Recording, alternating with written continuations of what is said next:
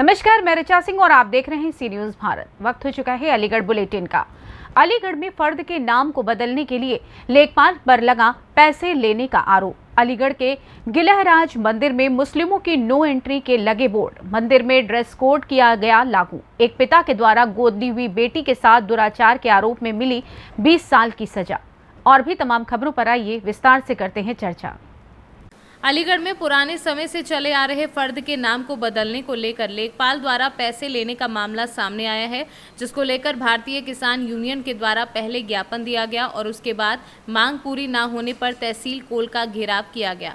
भारतीय किसान यूनियन का साफ तौर पर कहना है कि लंबे समय से किसान के नाम पर एक जमीन चली आ रही है, लेकिन कुछ दबंगों के द्वारा पैसे के बल पर लेखपालों से साठ गांठ करने की जमीन को अपने नाम करा लिया है, जिसकी सूचना किसान यूनियन को हुई तो किसान यूनियन के द्वारा तहसील कोल का घेराव किया गया और आरोपी लेखपाल के खिलाफ कार्यवाही की मांग की गई।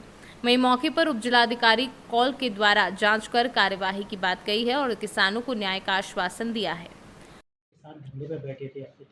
एक्चुअली जो है विजयगढ़ के दमपुरा जो है नगला बरी जो है गांव है, वहाँ तो कोई दो पक्षों के बीच जो है कब्जे वब्जे को लेकर विवाद था। उसी के सिलसिले में जो है लेखपाल कानून को, जैसा कि इन लोगों ने बताया, मेरे संज्ञान में नहीं है, इन लोगों ने बताया कि मौके पर गए थे, परंतु मौके पर दोनों पक्ष आमने सामने हो गए, झगड़ा लड़ाई होने की नौबत आ गई और उसके बाद जो है लेखपाल कानून को जो है वहाँ से वापस चले आए हैं। इनका ये भी आरोप है कि हमारे नापने के लिए जो है लेखपाल द्वारा जो है वो पैसे वगैरह की मांग की गई है, परंतु जो चीज़ों का मैं देख रहा इसकी जांच करा रहा हूँ। जांच कराने के बाद जो सही होगा वो करा दिया जाएगा। इसमें उसका कहना ये भी है सर, वो काफ़ी समय से भाग रहा है इसको लेकर, लेकिन उसको कोई सुनवाई नहीं, ऐसा नहीं है कि जो है कि सुनवाई नहीं है। भूमिधरी ज़मीनें हैं, भूमिधरी ज़मीनों को नापने की एक प्रक्रिया है। अब उस प्रक्रिया के तहत ही भूमिधरी ज़मीनें नापी जाती हैं। अब विविध प्रार्थना पत्र आदमी बार बार देने से जो है नहीं होगा। अब जब भी क्या हुआ, अभी यही हुआ कि विविध प्रार्थना पत्र पर लेखपाल कानून को गए और उसके बाद जो वहाँ विवाद की स्थिति पैदा हुई और उसके बाद आरोप प्रत्यारोप का स्थिति शुरू हुआ। तो ये उचित नहीं है। अगर इनको कायदे से चाहिए था, अपनी ज़मीन की नपवानी है, धारा 24 में उसका प्राविधान है, राजस्व संहिता में उसका वो है, उसके तहत इनको अपना प्रार्थना पत्र देना चाहिए था। कोर्ट से आर्डर होती, बाकायदे अगर ज़रूरत होता तो फोर्स के लिए आर्डर होता, फोर्स रहती, फोर्स के सामने पूरी पैमाइश होती। लेकिन जब लीगल प्रक्रिया आदमी नहीं अपनाता है तो इस समय की दिक्कतें छोटी बहुत आती हैं। लेकिन मैं ये भी नहीं कहता हूँ कि हर किसान जो है धारा 24 में आके परेशान हो। निश्चित रूप से जो है छोटी मोटी समस्याएं हैं तो वो लेखपाल लेवल को और कानून को लेवल पे भेज के हम लोग शॉर्ट आउट करा देते हैं। लेकिन जहाँ पर कि दोनों पक्ष आमने सामने हों, सर्कस हों, बात मानने को तैयार न हों हमारी, तो उसको फिर लीगल प्रक्रिया अपनाना ही उचित होता है। यहाँ भी मुझे लगता है कि ऐसा ही है। मैं पूरे प्रकरण की जांच करा रहा हूँ, मैं स्वयं देखूंगा कि क्या है, तो जो उचित होगा वो कार्रवाई करेंगे। लेखपाल द्वारा ऑडियो वायरल हो रही है, पैसे मांगने के, उसको लेकर आप क्या कार्रवाई करेंगे? अभी मेरे सामने ऐसी कोई बात आई नहीं है। जब मेरे सामने आएगी तो उसके बारे में भी मैं एक्शन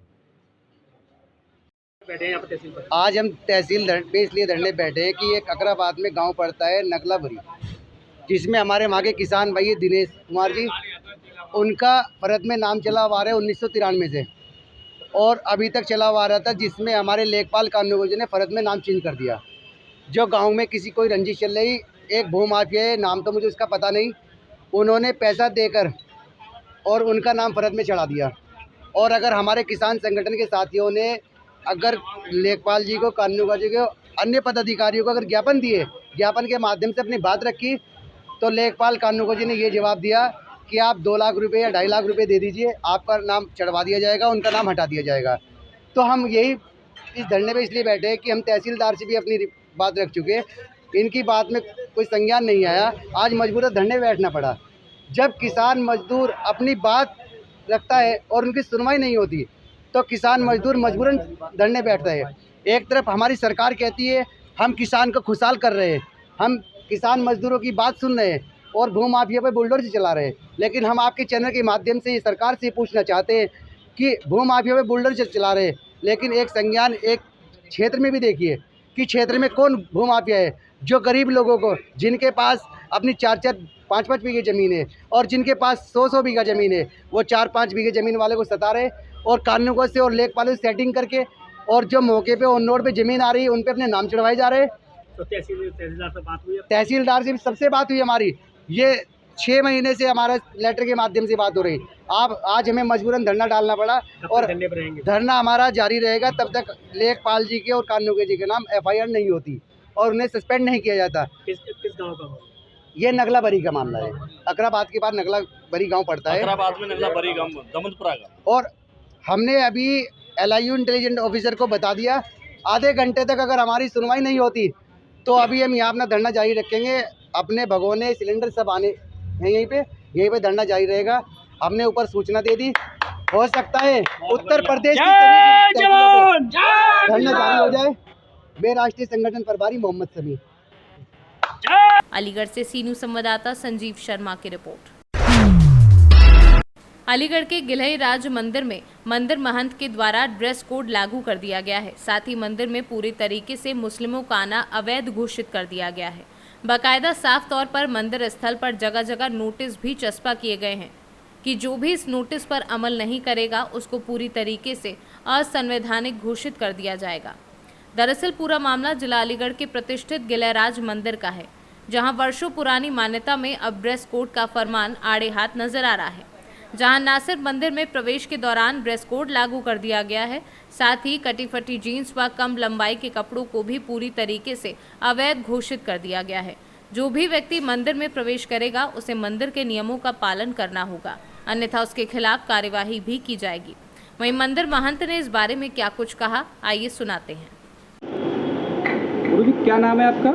महंत योगी कौशलनाथ, प्राचीन सिद्धपीठ श्री गिलराजी हनुमान मंदिर अचलताल से प्रबंधक। आपने क्या दिशा निर्देश जारी किए हैं मंदिर के लिए? जी, समय समय पे भक्तों के द्वारा शिकायतें आ रही थी, उनको ध्यान में रखते हुए भक्तों से मंत्रणा करने के बाद कुछ फैसले लिए गए हैं। पहला ये कि मुस्लिमों का प्रवेश वर्जित किया जा रहा है मंदिर के अंदर, क्योंकि जिसकी आस्था है वही मंदिर में आना चाहिए और छद्म वेश से आना भी गलत है। जो भगवान को मानने वाला है मंदिर में वही आ सकता है। सबके अपने अपने पूजा स्थल धर्मस्थल होते हैं, सबको वहाँ अपने अपने जाने का अधिकार है पूर्ण रूप से, लेकिन जिनकी आस्था कहीं और है या यहाँ नहीं है उनका आना पूर्णतः वर्जित किया जा रहा है। क्योंकि शिकायतें आ रही थी कि ये गैर धर्म के हैं और यहाँ आते हैं, ये पूजा करते नहीं हैं, निश्चित रूप से कुछ ना कुछ गलत भावना से आती हैं। तो अब हमने वर्जित किया है। इसके बाद अगर हम ऐसे लोगों को चिन्हित करेंगे तो उनसे पूछताछ भी करेंगे और उनकी शिकायत भी की जाएगी।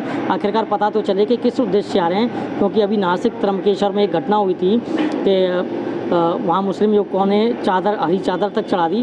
तो ये चीज़ गलत है। अपने अपने धर्म को मानिए, सब अपने अपने धर्मस्थल में जाइए, दूसरे के धर्म का सम्मान करिए और उनको अपनी तरह से पूजा करने दीजिए। ड्रेस कोड को लेकर कोई गाइडलाइंस? हाँ, और भक्तों की थोड़ी शिकायत के मद्देनजर और महिला श्रद्धालुओं ने हमसे काफ़ी कंप्लेन करी थी कि कुछ युवा बहुत ही कटी फटी जीन्स में या बरमूडा टाइप हाफ पैंट में आते हैं। तो इनसे आप कहिए कि इसलिए हमने गाइडलाइन जारी करी है कि मर्यादित वस्त्रों में आएँ, जो संस्कारी वस्त्र हैं, क्योंकि शादी विवाह पार्टी में अच्छे वस्त्रों में जा सकते हैं, शोक संवेदना में उसी अनुसार जा सकते हैं। यानी जैसा मौसम हो, जैसा माहौल, वैसे वस्त्र हम पहन लेते हैं। तो भगवान ईश्वर से मिलने के लिए भी मर्यादित वस्त्र पहन लेना अनिवार्य हो जाना चाहिए। आपको इससे प्रशासनिक मदद मिल रही है कुछ भी?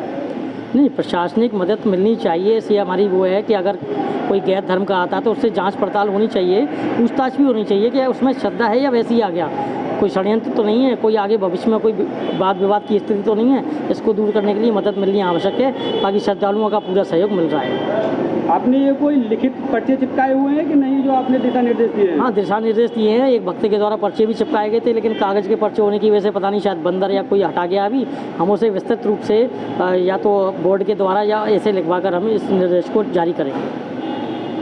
अलीगढ़ से सी न्यूज़ संवाददाता संजीव शर्मा की रिपोर्ट। अलीगढ़ में एक पिता के द्वारा अपनी गोद ली हुई बेटी के साथ दुराचार के मामले में कोर्ट ने एक बड़ा फैसला लिया है। महज 41 दिन के अंदर कोर्ट के आदेश पर आरोपी पिता को 20 साल की सजा सुनाई गई है। साथ ही 50,000 रुपये का आर्थिक दंड भी दिया गया है। बता दें कि करीब 6 माह पुरानी घटना में 4 अप्रैल को आरोप तय हुए थे और 41 दिन के अंदर अदालत ने बड़ा निर्णय सुनाया। दरअसल आरोपी पिता 8 वर्ष पहले एक भट्टे से 3 साल की बच्ची को अपने साथ ले आया था। इसके बाद उसका नाम बदलकर गोद ले लिया था। 1 वर्ष से पप्पू 10 वर्षीय बेटी का यौन उत्पीड़न कर रहा था। 25 अक्टूबर को पप्पू को उसकी बहू ने बालिका के साथ दुष्कर्म करते देख लिया था, जिसके बाद उसने पुलिस को शिकायत की, जहां पुलिस ने पप्पू को गिरफ्तार कर जेल भेज दिया वहीं पप्पू हसन पर पहले से 2 बेटे और 2 बेटियां हैं। किस तरह का मामला था जिस समय ये एक सौतेले पिता द्वारा अपनी एक पुत्री को गोद लेकर, जो पहले से ही 4 बच्चों का पिता था, 2 बेटे थे 2 बेटियां थी, उसको पहले गोद लिया, फिर उसके साथ दुराचार किया। और लड़की ने बताया कि उसके अप्राकृतिक यौन शोषण भी हुआ उसका। और ये घटना 25/10/2022 की है। इसमें आरोप पत्र माननीय न्यायालय में 3/4 को प्रस्तुत हुआ, 3/4/23 को। उसके बाद 4/4/2023 को इसमें आरोप विस्तृत हुआ। इसमें पहली गवाही 10 तारीख को हुई। इसमें एक समाज सेवी हैं मोहन चौहान, उनके द्वारा ये मुकदमा पंजीकृत कराया गया। उसके बाद इसमें पीड़िता नारी निकेतन में जो लड़की है उसका कोई नहीं है। उसे माननीय न्यायालय द्वारा नारी निकेतन कानपुर से तलब किया गया। 15 में आदेश हुआ, 15/4 को। 20 तारीख में पीड़िता की गवाही हुई। पीड़िता ने जो अपनी गवाही दी उसी के आधार पर और डॉक्टर सभा सहीन के मेडिकल परीक्षण के आधार पर विवेचक ने जो विवेचना की उसी के आधार पर मात्र 41 दिन में इसमें निर्णय आया और अभियुक्त पप्पू और हसन को 20 वर्ष का कारावास और 50,000 रुपये का अर्थदंड से दंडित किया गया। पहले हो जाता क्योंकि छुट्टी थी। ये ऐसे पहले भी मुकदमे हमारी कोर्ट से चिन्हित हुए थे। ये माननीय मुख्यमंत्री द्वारा पत्रावली चिन्हित की गई थी। इसमें बहुत तत्परता से पैरवी की गई और उसी का परिणाम है कि मात्र 41 दिन में ये फाइल चिन्हित की गई। क्या मानते जितनी जल्दी जजमेंट आता है इस तरह के, उनका कहीं समाज में एक समाज में अच्छा इम्प्रेस होता है। समाज मिशन शक्ति के अंतर्गत जितने भी बात चिन्हित किए जाते हैं उसमें जल्दी से जल्दी पीड़िता को न्याय मिल जाए, क्योंकि इस तरह के मुकदमे समाज में एक बड़ा रुतबा कायम करने के लिए, न्याय दिलाने के लिए प्रेरित करता है जनता को। इसी तरह घटना भी जिससे कम होंगी, जब लोगों को डर लगेगा। किस कोर्ट में आए जो POCSO act? Special POCSO court है, उसमें मैं महेश सिंह विशेष लोक अभियोजक माननीय मुख्यमंत्री द्वारा पैरवी के लिए किया गया हूँ प्रोजेक्ट। किस थाना क्षेत्र का मामला? ये थाना क्वासी का मामला था। अलीगढ़ से सी न्यूज़ संवाददाता संजीव शर्मा की रिपोर्ट। अलीगढ़ में मुंह का कैंसर काफ़ी तेज़ी से बढ़ रहा है। इसी पर जानकारी साझा करने और उपलब्ध इलाज के बारे में बताने के उद्देश्य से max super speciality hospital Patparganj नई दिल्ली ने आज अलीगढ़ में एक सत्र का आयोजन किया। इस मौके पर Max super speciality hospital Patparganj में head and neck surgical oncology के डायरेक्टर डॉक्टर पवन गुप्ता ने एक केस के बारे में जानकारी देते हुए बताया कि 50 वर्षीय मरीज भूपेंद्र कुमार को मुंह के अंदर दाहिनी तरफ अल्सर था, जो 6 महीनों से ठीक नहीं हो रहा था। इसके अलावा उनके अंदर सबम्यूकस फाइब्रोसिस पनप गया था, जिसने ट्राइसमस का रूप ले लिया था। इसकी वजह से उन्हें चबाने में दिक्कत हो रही थी, आवाज़ बदल गई थी और जीभ भी पूरी तरह नहीं घूम रही थी। वहीं मरीज की हिस्ट्री के बारे में जानकारी की गई तो पता चला कि वो पिछले 15 सालों से तंबाकू का सेवन रेगुलर बेसिस पर कर रहे हैं। इसके अलावा उन्हें हार्ट की भी समस्या थी। महीनों तक सही इलाज ना मिल पाने के कारण उनकी स्थिति और ख़राब हो गई। डॉक्टरों की टीम ने तुरंत ट्यूमर को निकालने और रिकंस्ट्रक्टिव सर्जरी करने का फैसला किया। वहीं डॉक्टर ने जानकारी देते हुए क्या कुछ बताया, आइए सुनाते हैं। मैक्स हॉस्पिटल पटपड़गंज से मैं यहाँ पर हूँ, डायरेक्टर हूँ कैंसर सर्जरी का। और हमारा मेन मकसद ये है कि कैंसर के बारे में थोड़ी सी जागरूकता बढ़े लोगों के बीच में। आपके द्वारा हम लोग हर जगह पहुँचना चाहते हैं। कैंसर एक नाइलाज बीमारी नहीं है, कैंसर की इलाज हो सकती है। अगर हम लोग कैंसर को सही समय पे पहचान सकें तो हम लोग ज़रूर से इसका इलाज कर पाते हैं। तो कैंसर को कैसे पहचानें, कैंसर की जो नई तकनीकें आई हैं जिससे कि आजकल के पेशेंट्स को काफ़ी लंबा आयु भी मिलता है और काफ़ी लंबा जिंदा भी रहते हैं, काफ़ी अच्छे से रहते हैं, खाना पीना खा पाते हैं। हम लोग का जो स्पेशल टेक्निक्स है जो हमारे मैक्स में अवेलेबल है उसकी बारे में बताने के लिए हम लोग चाहते हैं कि लोगों तक हम लोग का पहुँचे और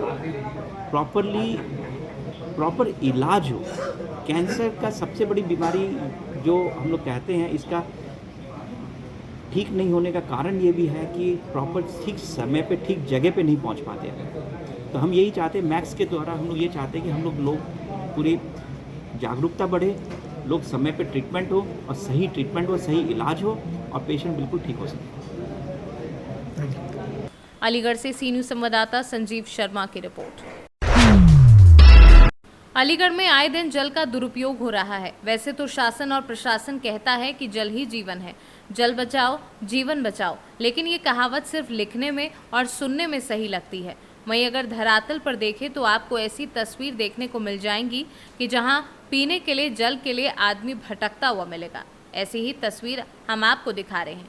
ये जगह ऐसी है जहां से होकर सभी बड़े बड़े अधिकारी निकलते हैं, मगर अभी तक किसी का ध्यान इस पर नहीं गया है। कोई भी अधिकारी इस जल को बचाने के लिए किसी भी तरह का पर्यटन नहीं कर रहा है। अलीगढ़ से सी न्यूज़ संवाददाता संजीव शर्मा की रिपोर्ट। फिलहाल अलीगढ़ बुलेटिन में बस इतना ही। देश दुनिया की तमाम खबरों को जानने के लिए देखते रहें सी न्यूज़ भारत। हर खबर आपके साथ, आपके हाथ।